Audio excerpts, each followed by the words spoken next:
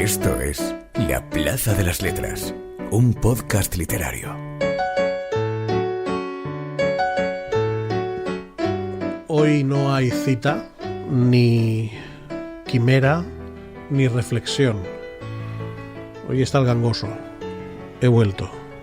Con perdón.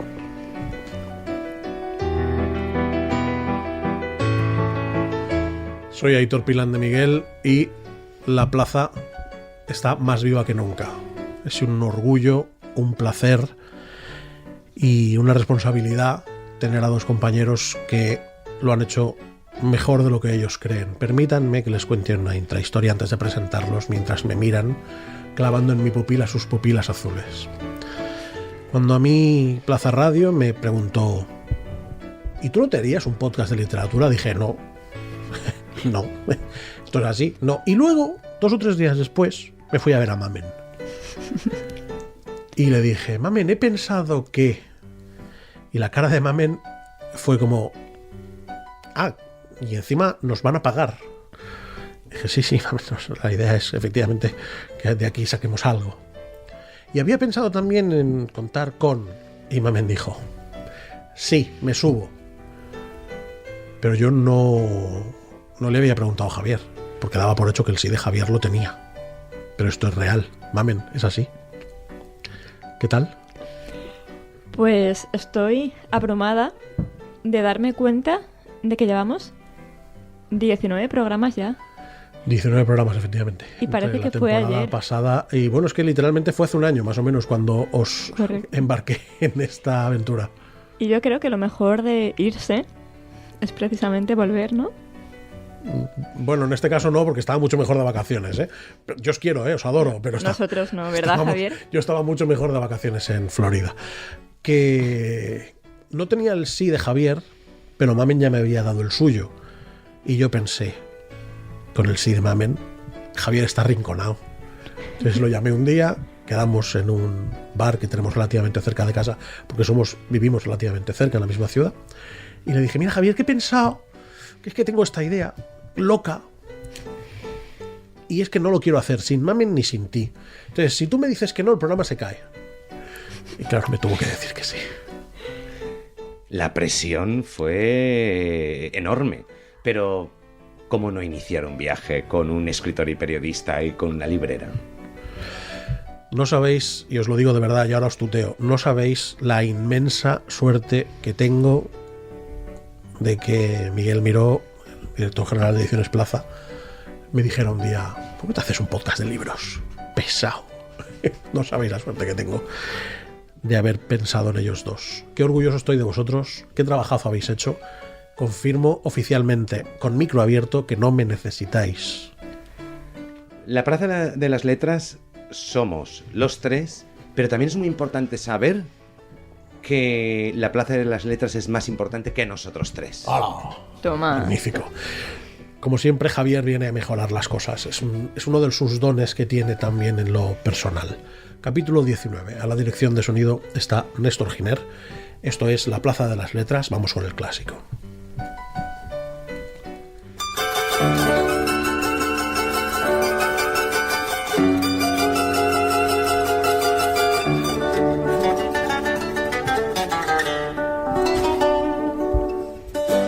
Clásico recomendado. Echaba de menos a Antón Caras y la banda sonora del Tercer Hombre para hablar de clásicos, y echaba de menos leer en griego clásico. El libro del que vamos a hablar ahora, si nos seguís en redes sociales, @la Plaza de las Letras, ya sabéis, porque lo hemos publicado allí, a la hora de grabar este programa ya se habían publicado algunas cosas, ya sabéis que es un libro que se escribió en griego clásico. Eso limita mucho las posibilidades, evidentemente no es Fortunata y Jacinta. Es un libro que se escribió en el siglo VIII, que en realidad no se escribió como un libro, sino como una colección de poemas que luego se fue recuperando, y que está escrito por del que, desde mi humilde opinión, es el segundo escritor más grande de la historia de la humanidad. El primero es William Shakespeare, del que todavía no hemos hablado, y el segundo es Homero.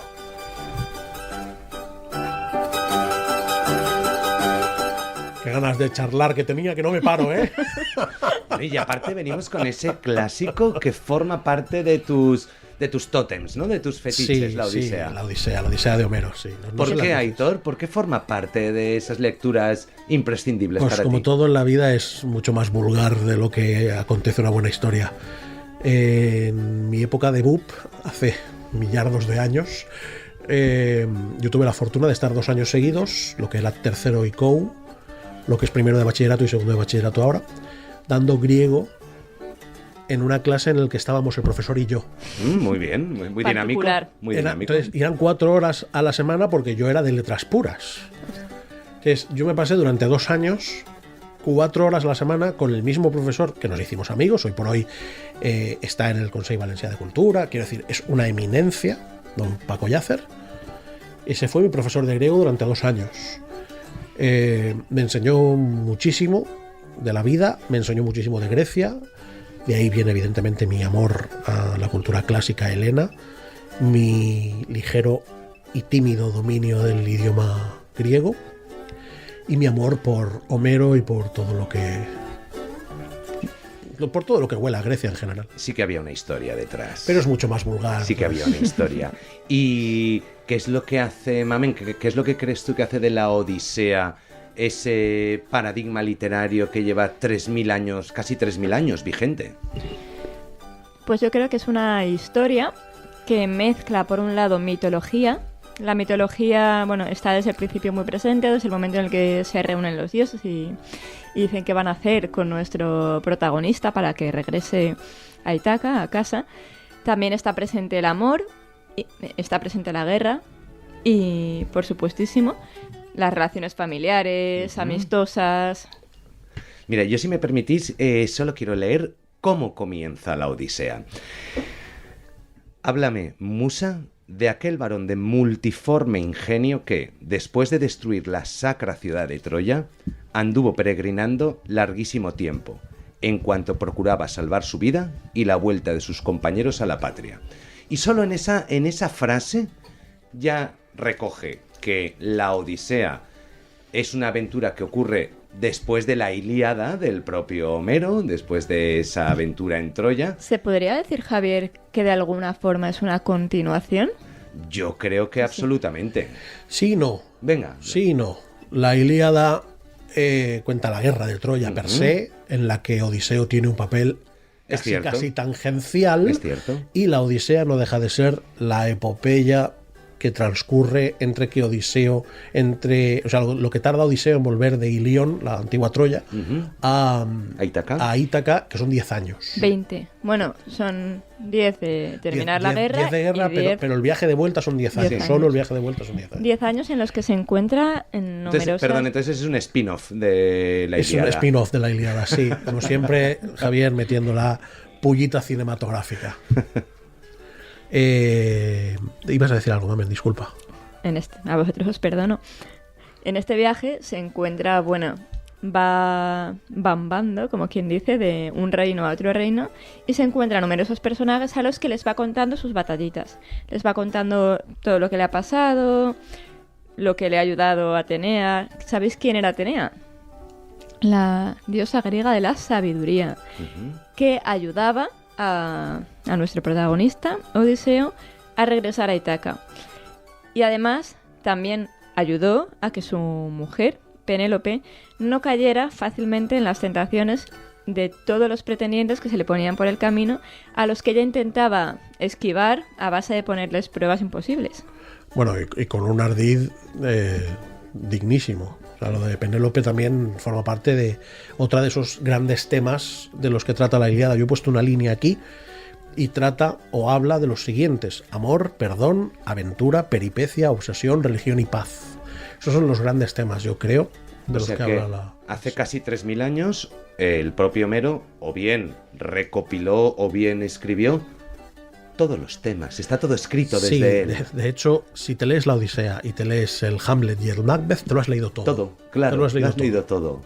Además, con la particularidad que la Odisea ha dejado ya imágenes icónicas en el mundo de la literatura que toda buena lectora o buen lector conoce.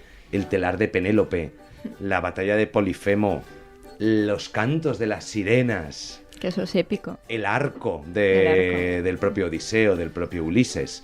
Y eso ya hace 3000 años. Sí, siglo VIII antes de Cristo, en realidad es una auténtica barbaridad que uno de los textos más importantes de la literatura mundial se escribiera hace 8 siglos por un tipo del que en realidad no se tiene mucha información, que si era ciego, que si pertenecía a los homéricos, que se hacían llamar los homéricos, era una especie de colectivo de poetas que se hacían llamar los homéricos porque eran rehenes en algún momento. No se sabe ni siquiera de dónde era Homero. Sin embargo, tanto la Ilíada como la Odisea son las dos obras escritas, las primeras dos obras de las cuales tenemos constancia y que representan un papel, nunca mejor dicho, fundamental en la cultura occidental. Uno de los datos principales, que además es digno de recalcar, es que fue compuesta en verso, concretamente en hexámetros, un verso muy rítmico pensado para ser recitado en voz alta, normalmente con el acompañamiento de instrumentos musicales. ¿Sabéis en qué ha derivado esto? Verso acompañado de música. Ha derivado en lo que hoy en día se conoce como el rap. Ah, bueno, es una... Increíble. Mátame, camión. Sí, real. Sí, Todo. dice ella. Sí, dice ella sin Todo está rubor. Te bien. mato. Mamen, ¿en qué estructura tiene la Odisea? ¿De qué forma está escrito? Bueno, como acabo de decir, está compuesta, o sea, son 24 cantos y están escritos en verso en forma de hexámetros. Se puede dividir en 3 partes. Ujú. La primera, Telemaquia, que cuenta, bueno, la situación de Ítaca durante la ausencia de Odiseo y cuando su hijo Telemaquio va en busca de su padre, que eso es del primer canto al cuarto. La segunda parte es el regreso de Odiseo. Bueno, cuando Odiseo llega a uno de los reinos, cuenta todas sus batallitas, que va del canto cuarto al 13º, al 13º. Y la tercera es la venganza de Odiseo. Una venganza que además culmina con, como bien ha dicho Aitor, un perdón y una paz dignos de cerrar un ciclo como este, ¿no? Es que a mí particularmente una de las cosas que me gustan de la Odisea es que todos los actos tienen como telón de fondo el viaje de Odiseo, que es verdad que en la Ilíada, y tú eres más team Ilíada, lo estábamos comentando fuera de micro, Javier, que Odiseo es un personaje, Odiseo, ¿vale? Es el famoso Ulises, ¿vale? Sí. Lo digo para que si hay algún idiota que siga prefiriendo llamarlo por su nombre romano. Perdón. Me puede la sangre torera en este tema. Pero en los dos libros Odiseo tiene un perfil casi tímido. En la Ilíada tiene un perfil tangencial. Es verdad que muestra ya esa gran astucia y esa gran justicia. Quizá un perfil más político en la Ilíada. Exacto, más de consejero. Pero es verdad que de las 4 grandes virtudes que tiene el personaje de Odiseo, que son la fortaleza, la templanza, la justicia y la prudencia, las muestra en los dos libros. Lo que pasa es que es verdad que en la Odisea todos los actos hablan de cómo Odiseo tiene que hacerse pequeñito, olvidarse de sí mismo, de lo importante que es para los consejos de las polis griegas, para volver a casa. Incluso cuando vuelve a casa tiene que volver como alguien que no es Odiseo. Como un mendigo. Tiene que volver como un mendigo para que lo reciban. parte es divertidísima. Claro, entonces la Odisea en general con los 3 actos, si me permitís, en realidad es un viaje de que no eres pa' tanto, nene. Bueno, en ese viaje de humildad es donde también viene reflejado todo eso que es la Odisea en la literatura. El saber que alguien es rey, de rey baja a mendigo después de una serie de peripecias y de vicisitudes, pero que aún así tiene la suficiente templanza como para intentar volver a ser rey. Cuando vuelve a Ítaca, de hecho, hablabas del tercer acto, mamen, no te quiero cortar. No, ya he acabado. Perfecto. Pues sí. Ay, yo quiero recomendar, por supuesto, hay muchísimas versiones, traducciones diferentes de la Odisea, unas mejores que otras, por supuesto. Y es cierto que últimamente se está intentando traducir en prosa por el simple argumento de la sencillez que resulta, o sea, cómo hacerla llegar a todo el mundo, a todos los públicos, a quien no quiere leer verso griego como nuestro compañero. Pues contándola en forma de relato y haciendo un vocabulario más sencillo, explicando los términos quizá que parecen más dificultosos. Entonces, Blackie Books hizo un trabajo maravilloso en 2020, que además fue galardonado con el premio al mejor libro editado de 2020, año pandémico, no podemos olvidarnos, porque la edición es fabulosa. Es magnífica. Es magnífica. ¿Qué tiene de especial este libro? Que cuenta, además, la versión de Penélope, lo que pasó realmente durante la ausencia de Odiseo. Lo cual, solamente por saber la versión de ella, que está narrada por Margaret Atwood, la autora de La criada. El cuento de la criada. Sí. Solamente por conocer la versión de ella, yo creo que debemos leerla. Además, culmina con 3 relatos, 3 obras en las que los autores se han inspirado en la Odisea para hacer o bien un poema, un relato. Entonces yo creo que yo recomendaría La Odisea Liberada. Es una edición mayúscula. Es una edición mayúscula, como la que acaba de hacer ahora mismo también Blackie de la Ilíada, o como la que hizo del Génesis el año pasado, efectivamente. Solamente os voy a hacer una reflexión antes de pasar a la sección de Javier. ¿Os leeríais La vida es sueño en prosa? No. Pues entonces no leáis La Odisea en prosa.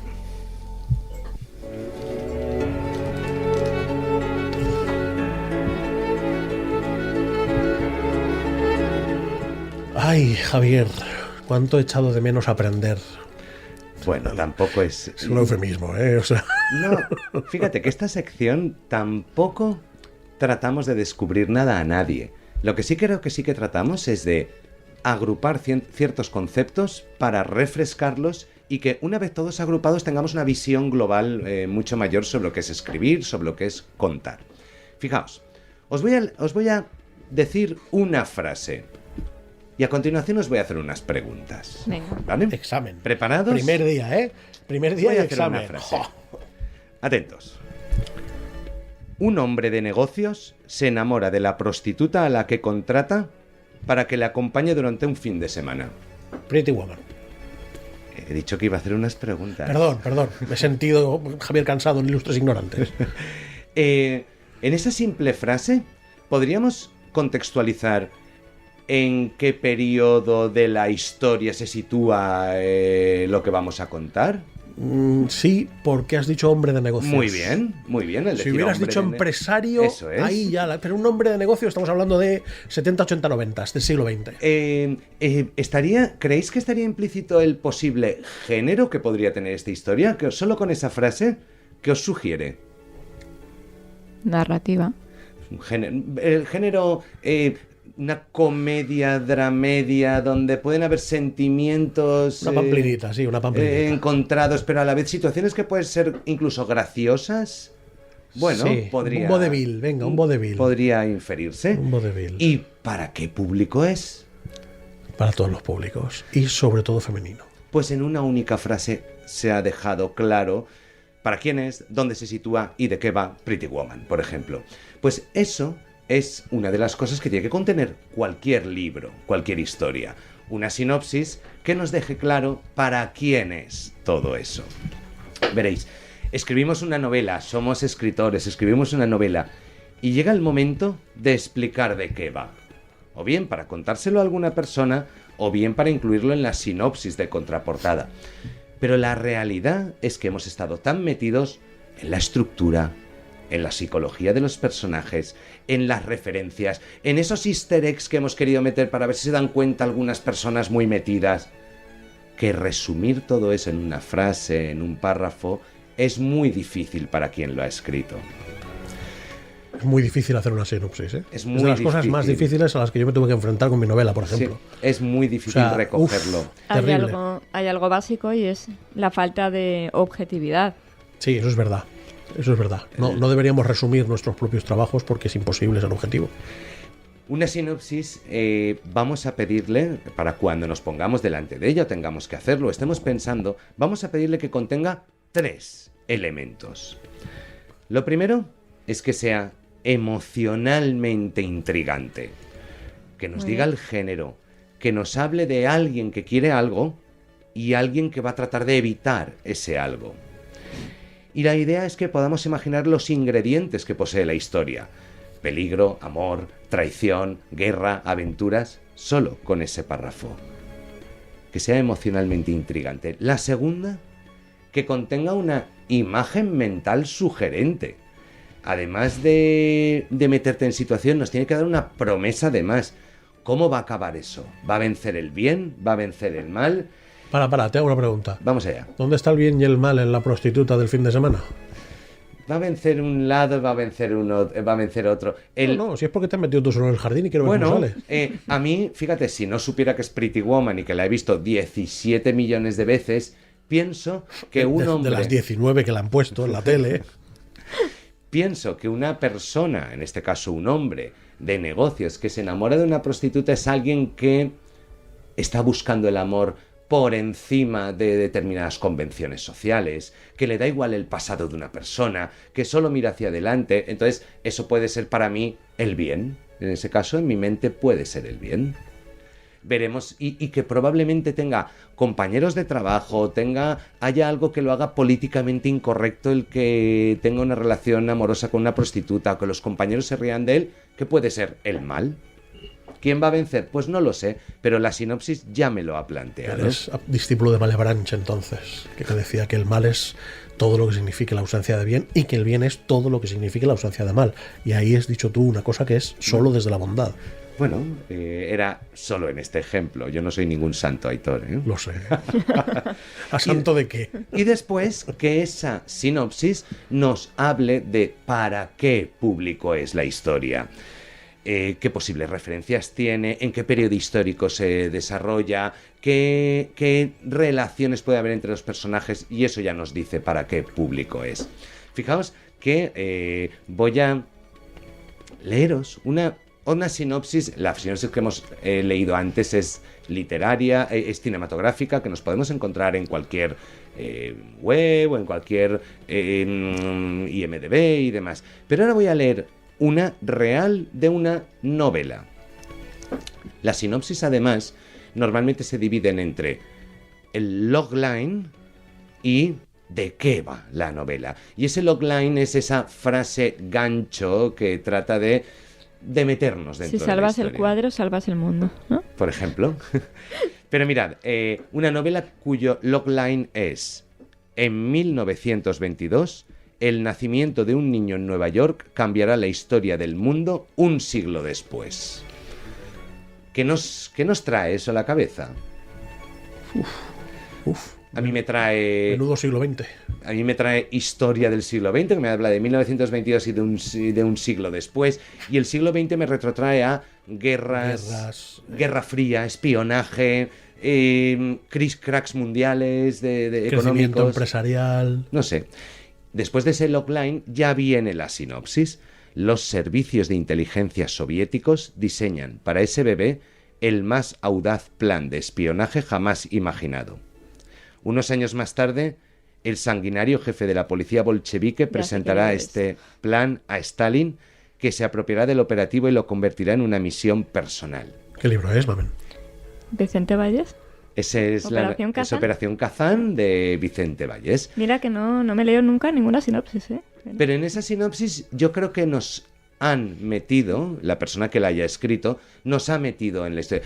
Yo creo que con esta sinopsis cualquiera sabríamos si nos interesa leer esa novela o no nos interesa. Sin duda. Y si nos interesa, pues ya nos ha dado una promesa de que nos podemos encontrar. Correcto. Yo creo que las sinopsis tienen la cara B. Uh-huh. Una sinopsis te puede plantar ante unas expectativas que luego la novela tiene que estar a la altura. ¿Sois de los que prefiere leer las sinopsis o prefiere no leerlas antes de leer el libro? Yo sí que la leo, y por una opinión personal, incluso unpopular opinion, que puede ser, y es que la sinopsis tiene que servir para vender el libro. Lo que te encuentres dentro del libro, pues bueno, dependerá. El tráiler hay veces que me gusta mucho y la película me decepciona. Pero yo voy al cine porque el tráiler me ha llamado la atención. Entonces entiendo que la sinopsis no debe mentir, evidentemente, y tiene que vender el libro. Yo es que hace tantos años que no compro un libro por impulso. Claro. Que no. O sea, yo creo que hace como 7 años que no compro un libro si no me lo recomiendan. O un autor. Y os sorprendería la cantidad de gente que se niega literalmente se niega a leer la sinopsis. Dice que el libro me sorprenda. Sí. De hecho, yo como librera intento cambiar, o sea, para empezar nunca me he leído una sinopsis, ¿no? O sea, nunca estando como librera. Pero intento elaborar mi propia sinopsis. No te cuento en qué etapa sucede, sino te cuento lo que ese libro me ha transmitido a mí. Ese libro te va a teletransportar aquí, te va a hacer sentir esto y recordar lo otro. Claro, tú eres una gran librera y Ojalá. reseñas de una manera rápida, resumida y tal, ese libro a los lectores, a las personas lectoras. La realidad es que la sinopsis, hay muchísima gente que no la lee, pero cuando Pero hay mucha existe gente es que porque, es porque la gente lo lee. Y solo quiero, para terminar la sección, Mamen, Aitor, hacer una recomendación a todas las personas que escribimos. Yo soy el primero que la lleva a cabo. Por favor, personas que escribís, nos hagáis vosotros, la sinopsis de vuestra propia novela. Antes de pasar a la entrevista, solamente una última cosa. A ver si sabes de qué libro te hablo, Mamen. No. Valencia, 1936. Un puñado de hombres y mujeres arriesgarán sus vidas para salvar los tesoros del Museo del Prado y evitar que caigan en manos de Hitler. Qué bien hecha está esta sinopsis. Eso sería un logline. Eso es un logline, es que la sinopsis es muy larga y ya tenemos el entrevistado al teléfono. ¿De qué libro te hablo? Los Guardianes del Prado, Los por Guardianes ejemplo. del Prado. Néstor, vámonos con la entrevista.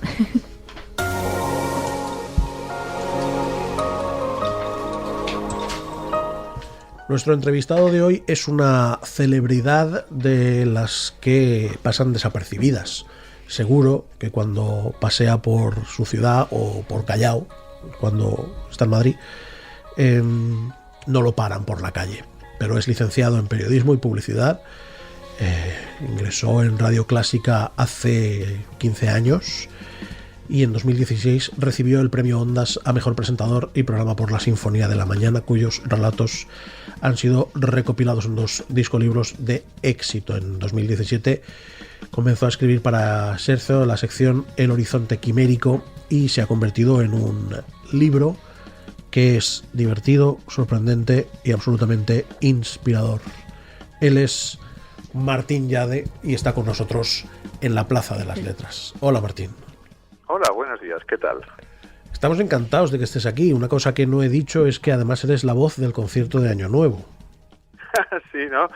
Y alguien acuñó una frase de trabajas menos que el presentador del concierto de Año Nuevo. Digo, hombre, si era solo eso, pues no sé, ¿sabes? Bueno, O sea que, haces pero, muchas sí, más sí. cosas, evidentemente. Sí, pero es verdad que el concepto de Año Nuevo es lo que llega más a todo el mundo. En España, pues lo ven entre 2,5 millones y 3 de personas, más o menos de media. Y bueno, a lo largo de toda su emisión, a lo mejor llegan a estar hasta 5 millones, que aunque sea para hacer zapping un momentito, ¿sabes? O sea que sí, que es algo muy bonito. Conmigo están Mamen y Javier. Hemos disfrutado mucho tu libro, Martín, pero yo sé que Mamen está loca por hacerte ya un par de preguntas. Gracias. Buenas, Martín. Hola, Ha sido un deleite leernos El Horizonte Quimérico. Lo hemos disfrutado mucho, como bien ha dicho Aitor. Y yo quería hacerte una pregunta. Dime. El título del libro coincide con la sección de artículos que escribes para Serzo desde 2017. Sí, nace ahí porque, bueno, pues Juan Lucas en el año 2017 pues me dijo que quería contar con mis relatos en Scherzo. Lo que pasa que yo no quería que se parecieran, él tampoco, que se parecieran a los que yo hacía en el programa, ¿no? Porque los del programa, bueno, tienen vocación de recrear hechos.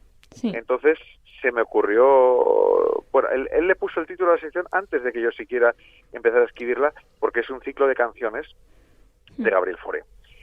Pero claro, al final, el primer relato era, bueno, la reacción de Tchaikovsky cuando se grabó su voz en 1890, ¿no? Y que es algo que sucedió de verdad. Pero en el tercero me dio por imaginar qué hubiera pasado si la mujer de Mozart hubiera quemado el Requiem cuando Mozart estaba agonizando, de repente eso le hubiera devuelto la salud y lo tuviésemos con 50 años escribiendo la segunda parte de La Flauta Mágica. Y entonces a Juan le encantó este cuento y dijo, jolín, me gustaría que fueran todos así. Y dije, pues digo, ya tenemos nuestro horizonte quimérico, vamos a hacer quimeras, las cosas más imposibles. O sea, como me ha dicho algún amigo, bueno, me han dicho que es o el mundo todo de la música clásica o el multiverso. El multiverso. El multiverso. Martín, muchísimas gracias por estar con nosotros. Soy Javier. Fíjate que, como ya han comentado Aitor y Mamen, hemos disfrutado muchísimo con este libro, pero con tu permiso y por favor solo por conocer tu opinión. Yo no soy ningún experto musical, ningún gran melómano, pero sí que todos esos nombres de los que nos vas hablando, el propio Mozart que has mencionado, Stravinsky, Chopin, pues los conozco un poco de sus vidas, y entonces al leer tus relatos veo esas quimeras, ¿no? Veo esas distopías. ¿Este es un libro para personas que amen el mundo de la música clásica o para un espectro más amplio de lectores? Yo estoy comprobando que hay gente que lo está leyendo, no conocía a muchos de estos autores y evidentemente, claro, ya están pillando dónde va la broma, porque la broma está ahí, ¿no? En la fantasía, ¿no?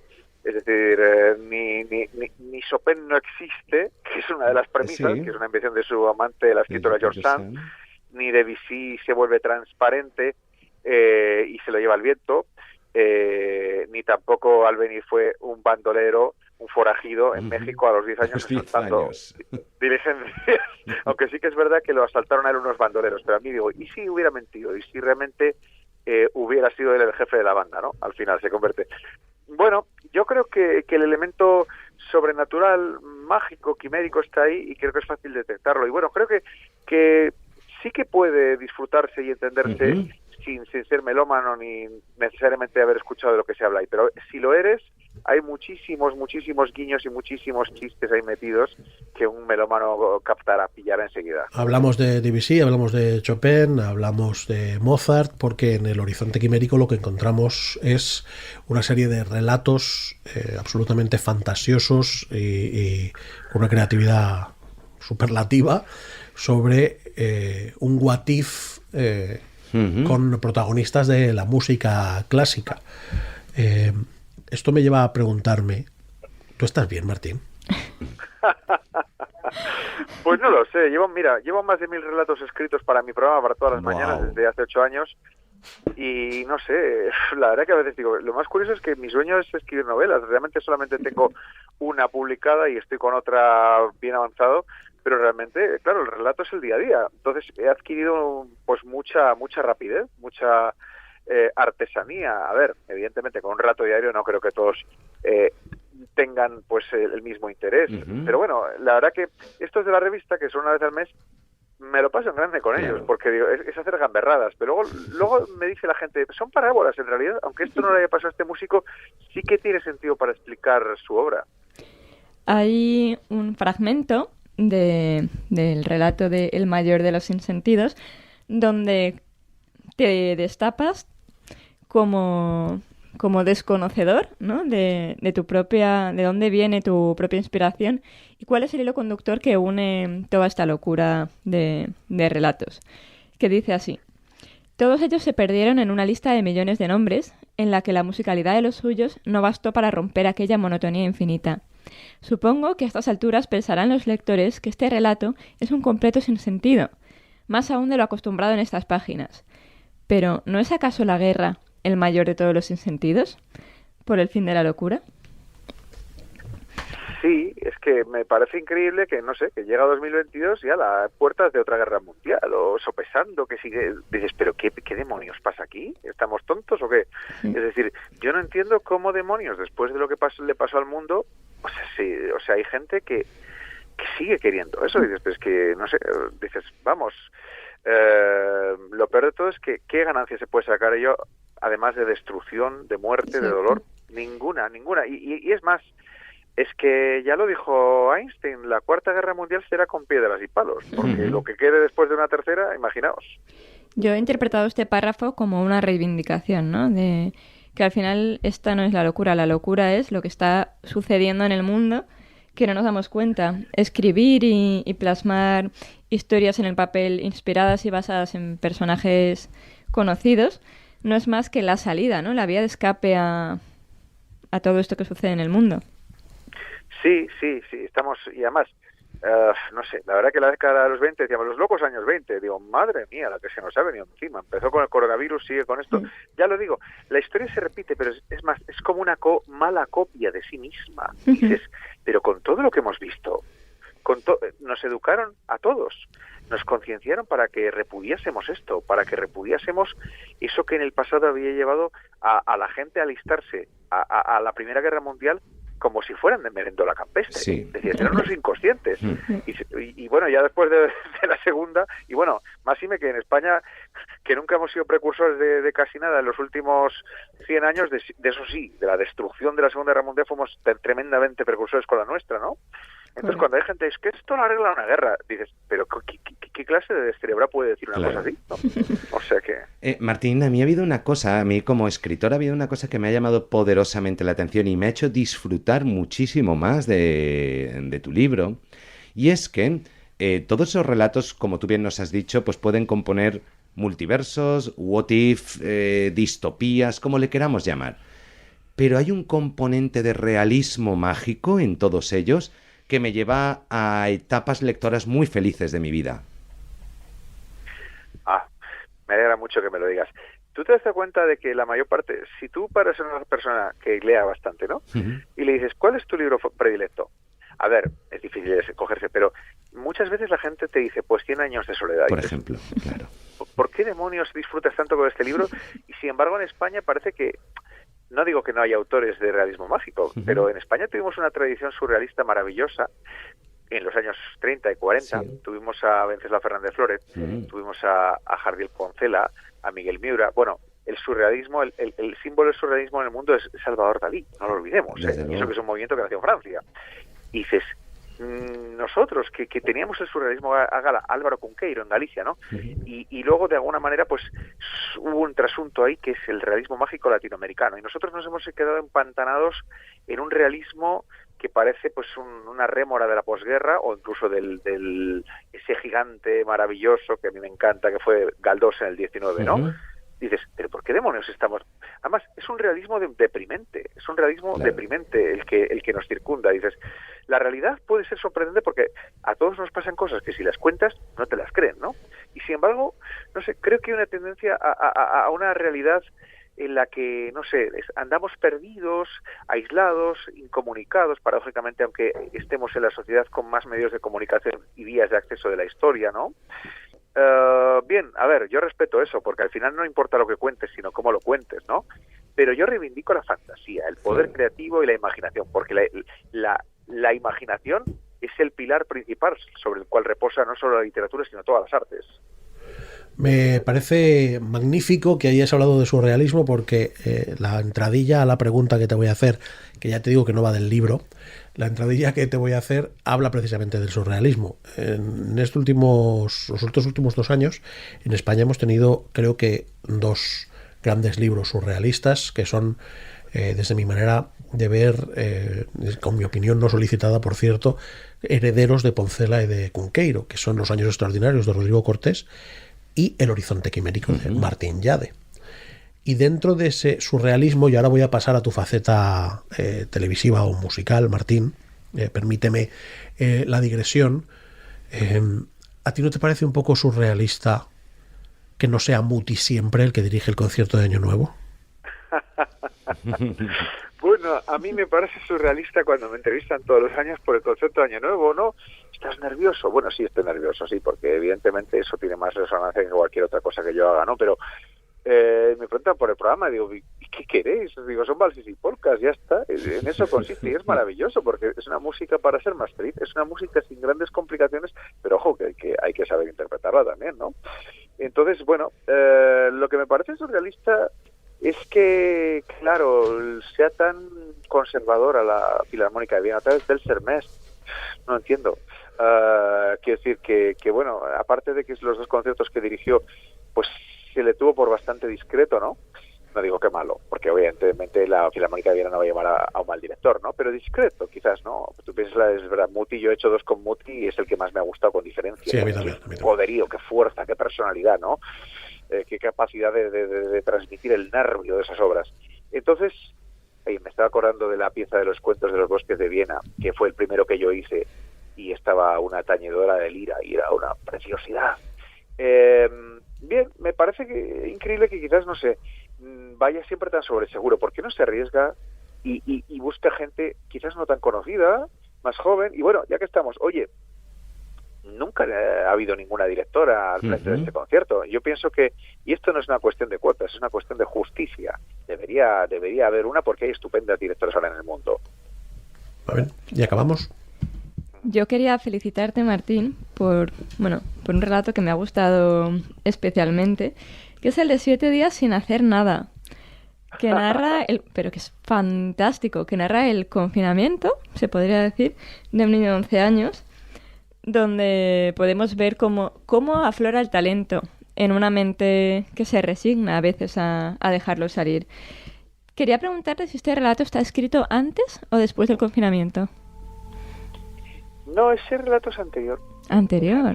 Vale. Sí, curiosa. Está dedicado a mi hijo, por cierto, Miquel es mi hijo. ¿Miquel es tu hijo? 16 años. Sí, y hoy le ha venido por primera vez el ratoncito Pérez. Sí, es que, bueno, esto es verdad. O sea, realmente a Mozart sí lo encerraron una semana para que escribiera eso, para demostrar que no era el padre el que lo hacía. Pero yo me pregunto, ¿cómo se sintió?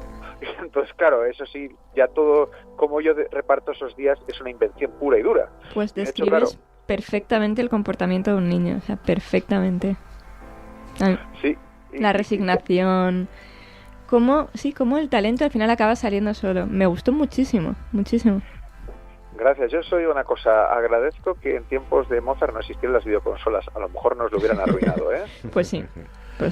Martín Llade, que es una de las referencias de la música clásica de este país, ha escrito El horizonte quimérico y ha sido, Martín, yo que te escucho todos los días sin resaca, un auténtico honor tenerte en la Plaza de las Letras. Muchas gracias, y voy a acabar con el que es el lema de mi programa, que es Viva Mozart. Siempre. Viva Mozart. Estamos, creo que todos de acuerdo. Martín Llade, muchísimas gracias y muchísima suerte con el libro. Gracias. Hasta luego.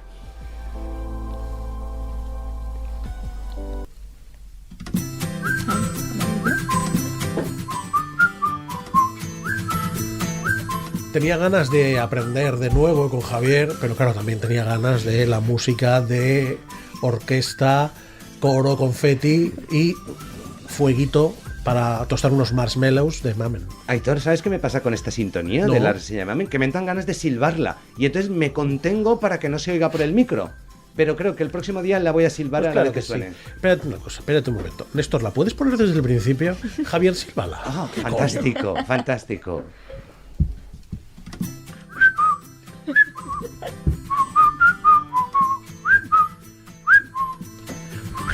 Tengo que venir yo para que jueguen. Os habéis dado cuenta, ¿verdad? A mí es que me recuerda a Heidi saliendo del colegio. Ay, Dios, qué turbio. Me encanta. Entre los silbidos del cura y Heidi saliendo del colegio. Y ahora nos vamos a Japón. Nos vamos a Japón. Mira que está lejos Japón, que cantaba No me pises que llevo chanclas. Mía que está lejos Japón. Acabo de tener 2000 años ahora mismo. Nos volvemos a Japón porque ya hemos tenido... Bueno, tuvimos a Yoko Obama, que es otra escritora japonesa magnífica, y hoy venimos con algo bastante diferente, que yo quería encabezar haciéndoos una pregunta, chicos. Hala. Porque no sé para vosotros qué día empieza Navidad, pero para mí ha empezado ya, por supuesto, yo creo que Navidad para mí empezó el 1 de diciembre, y cuando llega la Navidad, llegan también las películas navideñas y llega la literatura navideña. La literatura navideña no tiene por qué estar ambientada en Navidad, sino que para mí la componen todos esos libros que recuperamos en Navidad. Ese debate es muy interesante, ¿eh? Es cierto. No sé, yo quería empezar con una pregunta. A mí me pasan dos cosas curiosas con la Navidad. Una, que para mí la Navidad empieza a las 8 de la tarde del día 24 y acaba a las 5 de la tarde del día 25. Ajá. ¡Hala! Vale. Señor Scrooge, vale. Vale, señor Scrooge. Y me pasa lo contrario con Fallas, que empieza el 15 de febrero y acaba el 26 de abril. Mira Detesto qué morro. completamente las fallas. La Navidad en un periodo de 24 horas la soporto. Qué morro tienes, ¿eh? Yo estoy con Mamen. Esa Navidad que comienza a principios de diciembre, que empiezas a ver iluminaciones. No quiero entrar en lo comercial, no comercial, sino en el ambiente. Yo os voy a dar un dato. Mamen, y creo que tienes razón. En esa recuperación de textos por Navidad, no necesariamente navideños, yo tengo Mujercitas. ¡Hala! ¡Wow! Fíjate. Os voy a dar un dato. Hoy estoy con historias personales de la abuela Cebolleta. Como la buena señora que soy. Que yo me independicé con 24. Uh-huh. Este es el año, y me han caído 40, que no he puesto decoración navideña ni una sola vez en mi casa. Deberíamos ir a solucionarlo, Mamen. Por supuesto. Deberíamos ir a De solucionarlo. hecho, creo que nos vamos a encargar personalmente. Vamos a coger las llaves de su Sí. casa y vamos a solucionarlo. Ya está bien, ya está bien. No se sorprendan si en enero hay compañeros nuevos. Ya nos está echando, ¿eh? Bueno, aquí, porque es que este libro es un trabalengua en sí mismo, tanto el título como el nombre de la autora. Ozuki, la librería de Mitsuko. Escrito por Aki Shimazaki, traducido al castellano por Íñigo Jauregui.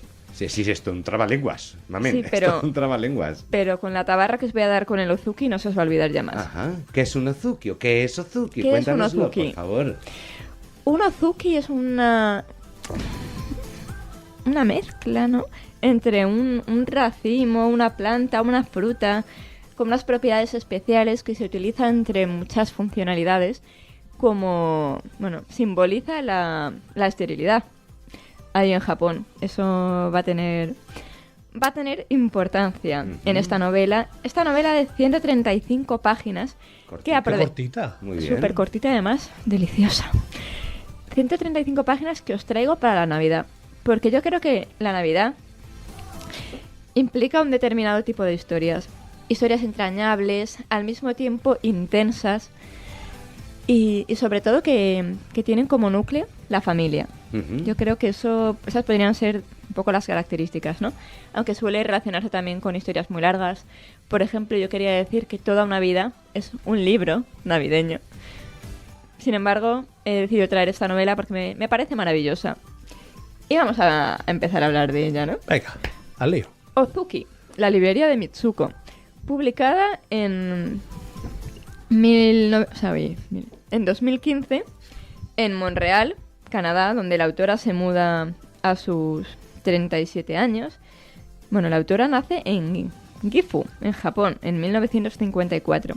Pero ella, pese a ser de origen japonés, se considera canadiense porque en 1981 se muda ya para allá. He dicho a sus 37, no, a sus 27 años. Y actualmente vive en Montreal y escribe en francés. Esta novela fue traducida 2 años más tarde, como bien he dicho, por Íñigo Jauregui, y publicada por la editorial nórdica en una edición, por cierto, Es preciosa. Es preciosa, ¿eh? La edición es preciosa. La edición es bellísima. Esta novela va incluida en la sección que tengo en la librería de libros sobre librerías. Ajá. Sobre librerías, libreros y historia de libros. Y he de decir que ha saltado muchos puestos hasta colocarse como la top 1 de historias sobre librerías. Por su simplicidad y al mismo tiempo su complejidad. He intentado hacer... Perdóname, no puedo evitar interrumpirte, te pido disculpas. Pero es que me parece tan maravilloso que tengas una sección de libros dedicados a librerías. Pero igual de maravilloso que sé que tienes una sección de libros que hablan sobre escritura. Entonces, Me encanta. es tan difícil ir a un lugar donde poder ver agrupadas esos géneros o subgéneros que te doy las gracias. Sí, de hecho, algún día hablaré de libros sobre escritura. No me centraré en uno, sino en 5 o 6 que he leído recientemente y ¡wow! Maravillosos. Pero hoy estamos con Ozuki, la librería de Mitsuko. Es la vida de una librera. Una librera que tiene una librería. Bueno, ella ha sido previamente librera trabajando para otras personas y actualmente tiene su librería en Japón de segunda mano, especializada en humanidades y en filosofía. Esta mujer, aparte de tener una librería, tiene un hijo, sordomudo y mestizo, que se llama Taro. Un hijo que cree que su padre era español y murió, por lo que nunca lo ha conocido. Aparte también vive con su madre, que conoció al hijo 2 años después de su nacimiento. Eso ya os puede dar ciertas pistas de cómo es esta persona y, bueno, de la familia. Una librera que, bueno, hay una cosa súper bonita que es cómo cuenta el día a día de la librería, todas las cosas que van pasando, lo cual me ha hecho sentirme especialmente identificada y conectar con este libro. Y llega un día en el que entra una mujer en la librería y rompe con toda esa rutina y toda esa monotonía. Una mujer de clase alta que nada tiene que ver en absoluto con la librera. De eso la librera rechaza de alguna forma a esa mujer. y sus formas, su pretensión. Sin embargo, la hija de esa mujer se pone a jugar con el hijo de la librera y en ese trayecto de tiempo se hacen grandes amigos. Conectan de una manera que resulta sorprendente porque es que el hijo es sordomudo, es que tiene dificultad real para relacionarse. Conectan pintando. ¿Qué pasa? Que desde entonces ellos quieren verse, quieren jugar juntos, pero eso le va a suponer a ella tener que quedar, pese a su involuntad primaria, tener que quedar con esa mujer.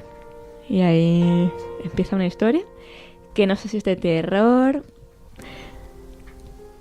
de realidad. Qué curioso, ¿eh? Cuéntanos cómo visualizas que sea una historia navideña. Me ha hecho... Esa es la pregunta que me he hecho yo a mí misma, ¿no? Cuando he traído este libro para ver. Yo me imaginaba la librería con el tejado... Bueno, hay varios momentos en la novela en los que nieva, ¿no? Me imaginaba la librería como una casa de estas antiguas con tejado, pues con el tejado lleno de nieve. Entonces, cuando escribe varias historias en las que pues, tienen que entrar dentro porque o ella tiene que limpiar el escaparate porque ha nevado demasiado. Sí. Me lo imaginaba en Navidad, me lo imaginaba todo con luces navideñas y es sobre todo por la trama de la historia. Ajá. El núcleo de una familia donde de repente pasa algo que te hace pensar que llevas muchos años equivocado. Etc. Es que no puedo contar más. Qué buen día ese que te levantas y dices, hostia, llevo 23 años equivocado. Ya, pero qué buen día, ¿eh? Pero si es una historia navideña, tiene que acabar bien. Así que eso me tranquiliza. Eso me tranquiliza. Es que el no puedo con el buenismo, como bien sabéis. Si es una historia navideña, tiene que acabar bien. Bueno, no te voy a decir cómo acaba. Solo te voy a decir que no te he contado ni un... Al contrario que otras veces, ni un 0,00001%. Porque es un libro en el que no puedes contar nada. Porque... pues como con la sinopsis, ¿no? Tiene que descubrirlo la persona. Y de verdad, este libro, si quieres hacer un regalo estas Navidades, es perfecto. Porque estás regalando algo que no va a suponer una excesiva cantidad de tiempo para leer, algo maravillosamente escrito y una historia de las que se te quedan. Yo creo que Ozuki, la librería de Mitsuko, publicado por Nordica y escrito por Aki Shimazaki, es el regalo perfecto para estas Navidades. Y en esta edición, además, que es preciosa. De verdad, la edición la estoy teniendo en mis manos. La edición es preciosa, tapa blanda. La verdad es que estamos hablando de Nada, sí que estamos hablando de 130 páginas. Sí que esto se lee... Horita y media. Esto se lee en una hora, claro. Sí que esto es una bendición de Dios. Qué buena pinta tiene este libro, ¿verdad? Me ha gustado mucho esa diferenciación, Mamen, en lo que has dicho. Historias que puedan ser navideñas por sí mismo o historias que recuperamos en esas fechas o que nos retrotraigan a esas fechas sin necesariamente desarrollarse en Navidad. Os lanzo una pregunta. No, yo os voy a lanzar una. Vale, pues lánzala tú. ¿Qué libro que narre una historia sobre librerías os ha gustado especialmente? No habéis leído ninguno. Sí, hombre, sí. Yo tendría que pensar, Yo tendría que pensar. No es un libro que narra una historia sobre librerías, pero donde hay una librería que juega un papel importante, Brooklyn Follies, de Paul Auster. Muy bien. Yo tendría que pensar, no me viene a la cabeza ninguno ahora. Pues yo voy a recomendar dos.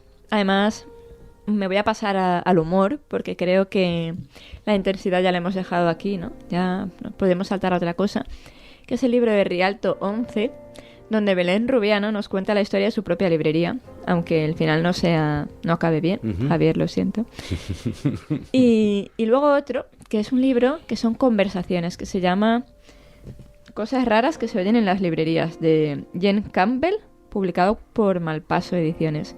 Son dos libros para regalar y para disfrutar y reírte de tu oficio, reírte de todas las cosas que hace la gente cuando se cree que entra en una librería y está como en su casa, que es verdad, ¿no? Pero hay que saber lo que es la educación. Y bueno, quiero pedir perdón de antemano porque en Ozuki, la librería de Mitsuko, vais a encontrar un montón de términos japoneses que es posible que os saquen de la lectura. Pero no temáis continuar, porque al final del libro hay 3 páginas que es un glosario de todos esos términos, lo que significan y por qué no podían ser traducidos y tenía que utilizarse el término original. Dicho esto, nos vemos en el siguiente programa. Yo os hago una pregunta antes de despedir. Metemos sintonía de despedida, Néstor. ¿Hacemos un spoiler del siguiente programa o, Sí, o dejamos la sorpresa? Yo a mí me gustaría que diéramos alguna pista, Sí. por favor. Nuestro próximo programa será un especial navideño en el que cada uno de nosotros hablará... ¿Cómo has dicho antes, Mamen? Hablará de... ¿Ves? ¿De qué? No, yo no lo voy a decir, yo ya he dicho bastante. Bueno, cada uno de nosotros elegirá un título, un autor, algo que le recuerde a la Navidad y que tenga ambiente navideño. Nos vamos. Y que haya Yo- marcado también de alguna forma su vida, ¿no? Yo porque vamos a hablar de libros, si no, sigo recomendando la mejor película navideña de la historia, Jungla de Cristal, por favor. Mamen Monsoriu, muchas gracias. Te echaba de menos. Y yo. Hasta este especial navideño. Dios mío de mi vida, Jungla de Cristal, Javier Alandes. Maravillosa. No, sí, no tengo nada que decir como película, pero esto es una película navideña como Yo soy Mr. España. Transcurre en Navidad. Y es una fiesta de Navidad de una empresa. Y hay villancicos, hay árbol de Navidad, están todos los elementos. Pero luego yo, por celebrar Navidad 26 horas, soy Scrooge. Sí, es el doble rasero. Gracias, Javier. Gracias a vosotros. A la dirección de sonido estuvo Néstor Giner, yo he sido Aitor Pilán de Miguel. Es muy probable que lo siga siendo, porque me he ido de vacaciones y no sigo siéndolo. Pues lo peor que podía pasar ya no ha pasado, así que voy a dejar de decir he sido para decir soy. Y esto ha sido La Plaza de las Letras. Hasta la próxima.